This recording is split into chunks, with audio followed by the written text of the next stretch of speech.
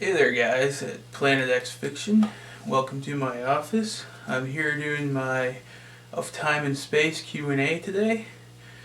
I got a couple questions to answer, so hopefully I can give some good answers.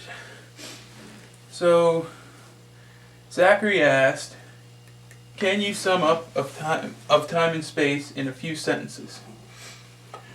Well,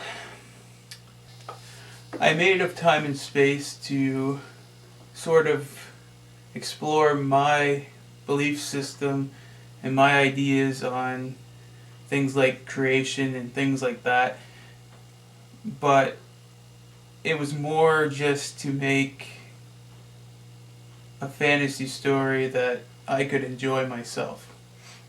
Now it takes place over a long period of time, and there's actually going to be a sequel saga afterwards. But I'm gonna get the first one done right now, because can't have the sequel without the first one.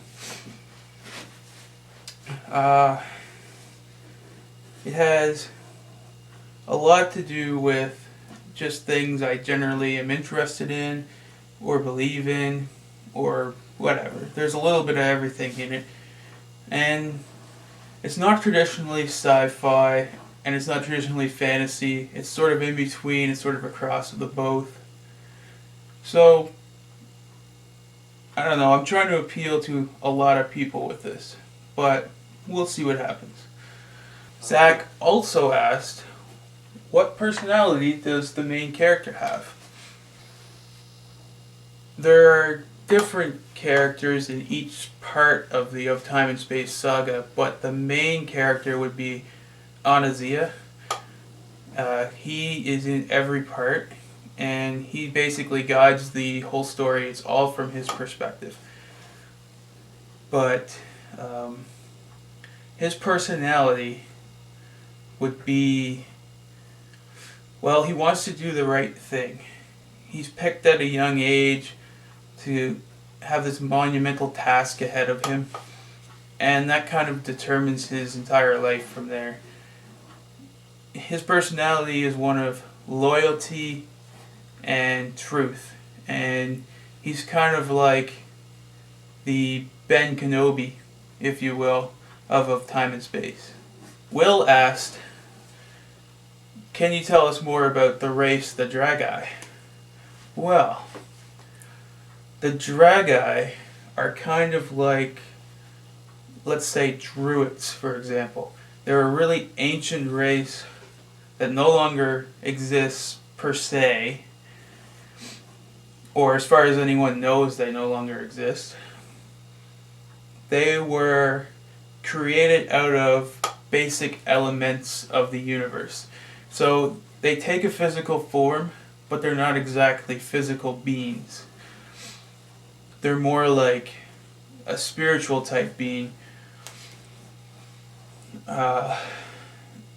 They command great energy at their will, and they have a connection to this great spirit of life that sort of controls everything on the world. It'd be kind of like the omnipotent force, like the gods or whatever.